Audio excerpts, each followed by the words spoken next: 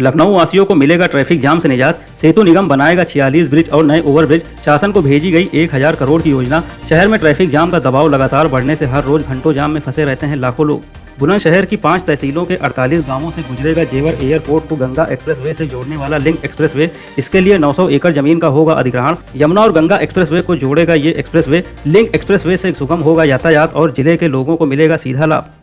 UP के 42 जिलों में बिजली निजीकरण की प्रक्रिया होगी तेज। नियामक आयोग ने शुरू किया परीक्षण। यूपी में दक्षिणांचल और पूर्वांचल विद्युत निगम के निजीकरण की योजना पर किया जा रहा विचार। इसकी जांच शुरू कर जल्द ही सरकार को अपनी सिफारिशें भेजेगा राज्य विद्युत नियामक आयोग।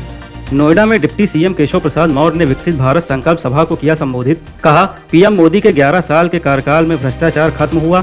शिक्षा, सड़क निर्माण, सीमा सुरक्षा और गरीबों को निःशुल्क 5 लाख के इलाज पर कार्य हुआ। पीएम मोदी ने आतंकियों को बता दिया कि ये नया भारत है। गाजियाबाद रेलवे स्टेशन को अमृत भारत स्टेशन योजना के तहत किया जा रहा विकसित, लेकिन श्रम शक्ति एक्सप्रेस के ठहराव को लेकर लोगों में है निराशा। लंबे समय से इस ट्रेन के ठहराव की मांग कर रहे हैं लोग, ताकि दिल्ली जाने की परेशानी से मिल सके मुक्ति। लखनऊ रायबरेली के जगतपुर में झारखंडेश्वर शिव मंदिर के सौंदर्यीकरण के लिए स्वीकृत किए गए 29.15 लाख रुपए। पर्यटन मंत्री जयवीर सिंह ने बताया कि ये धार्मिक स्थलों के सौंदर्यीकरण योजना के तहत किया जा रहा है। ये मंदिर 100 वर्षों से भी पुराना है और श्रद्धालुओं की आस्था का केंद्र है। यूपी में अब सियार और लोमड़ी के हमले में जान गंवाने वालों के परिजनों को मिलेगा 4 लाख का मुआवजा। योगी सरकार ने इन मामलों में होने वाली मृत्यु को राज्य आपदा किया घोषित। पोस्टमार्टम में हमले से मृत्यु की पुष्टि होने पर ही मिलेगा मुआवजे का लाभ। अयोध्या के ग्रामीण इलाकों में बनेंगे ऋषि वन। रामायण कालीन ऋषियों के नाम पर होगा नामकरण। ऋषि वन में लगाए जाएंगे 6 लाख से अधिक पौधे। अयोध्या जिला प्रशासन ने इस योजना को अमल में लाने के लिए शुरू किया काम। मथुरा में फूल बंगाल में विराजमान हुए भगवान रंगनाथ। केला के तने पर की गई आकर्षक कारीगरी। वर्ष में एक बार सजने वाले अद्वितीय फूल बंगले में विराजित होते हैं भगवान रंगनाथ। अपने आराध्य की दिव्य आकर्षक छवि के दर्शन के लिए उमड़ी श्रद्धालुओं की भीड़। लखनऊ में बहुचर्चित छात्रवृत्ति घोटाले में पुलिस को मिली बड़ी सफलता। करोड़ों के गबन में वांछित आरोपी दिनेश यादव को किया गिरफ्तार। आरोपी के खिलाफ की जा रही आगे की कार्रवाई। वहीं इस घोटाले में पहले भी हो चुकी है कई आरोपियों की गिरफ्तारी। उच्चाधिकारियों की निगरानी में जांच के अधीन है ये मामला।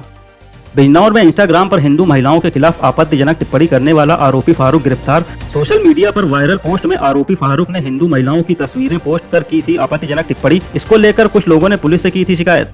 प्रयागराज की नैनी सेंट्रल जेल में बंद माफिया अतीक अहमद के बेटे अली अहमद के पास से नकदी बरामद, जिसके बाद डिप्टी जेलर और वार्डन को किया गया निलंबित। हाई सिक्योरिटी सेल में बंद अली के पास से मिले 1100 रुपए। वहीं मामले की जांच में जुटी पुलिस। वायु प्रदूषण से निपटने के लिए आईआईटी कानपुर दिल्ली में पहली बार करेगा क्लाउड सीडिंग। वायु प्रदूषण से निपटने के लिए आईआईटी कानपुर दिल्ली में पहली बार करेगा क्लाउड सीडिंग पायलट परियोजना का नेतृत्व। भारतीय मौसम विभाग ने राष्ट्रीय राजधानी में प्रदूषण के स्तर के बिगड़ने पर कृत्रिम बारिश की दी मंजूरी। दिल्ली के पर्यावरण मंत्री ने कहा कि मौसम अनुकूल होने पर शुरू किया जाएगा अभियान। कांवड़ यात्रा की तैयारियों में जुटा परिवहन निगम। इस साल 350 बसें चलाने की है योजना, जिससे कुछ रूटों पर यात्रियों को करना पड़ सकता है कठिनाई का सामना। कई रूटों पर बसों की संख्या घटाकर ऋषिकेश और हरिद्वार के रूट पर किया जाएगा संचालन। प्रशासन ने कांवड़ियों की सुविधा को देखते हुए लिया ये फैसला। मुजफ्फरनगर में कांवड़ यात्रा को लेकर विधायक और राज्य मंत्री कपिल देव अग्रवाल ने ढाबा और होटल संचालकों को दिए खास निर्देश। उन्होंने यात्रा मार्ग पर स्थित ढाबा और होटल मालिकों से कहा कि वे अपने प्रतिष्ठान पर स्पष्ट रूप से अपना नाम लिखें, साथ ही अपनी दुकान में नेम प्लेट भी जरूर लगाएं। भारत सरकार ने स्वदेशी कंपनियों को 5वीं पीढ़ी के लड़ाकू विमान विकसित करने के लिए किया आमंत्रित। ऑपरेशन सिंदूर को देखते हुए तेजी से बढ़ी 5th जनरेशन फाइटर प्लेन की डिमांड। एरोनॉटिकल डेवलपमेंट एजेंसी ने भारतीय कंपनियों से मांगा एक्सप्रेशन ऑफ इंटरेस्ट। अहमदाबाद विमान हादसे के बाद एयर इंडिया के चेयरमैन एन चंद्रशेखरन ने तोड़ी चुप्पी। प्लेन हादसे में जान गंवाने वाले लोगों के परिवारों से मांगी माफी। कहा, ये एक बेहद मुश्किल स्थिति है, जहां मेरे पास मृतकों के परिवारों को सांत्वना देने के लिए कोई शब्द नहीं है।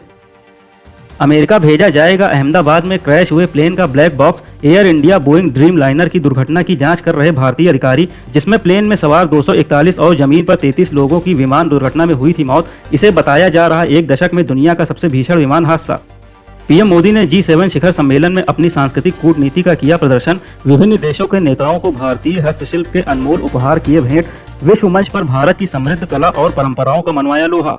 हैदराबाद के रामोजी फिल्म सिटी में प्रमोशन के दौरान काजोल ने उस जगह को बताया भूतिया। कहा कि यहाँ शूटिंग करते समय उन्हें हमेशा अनकंफर्टेबल महसूस होता है। इन दिनों अपनी आने वाली फिल्म मां की तैयारियों में जुटी हुई है बॉलीवुड एक्ट्रेस काजोल।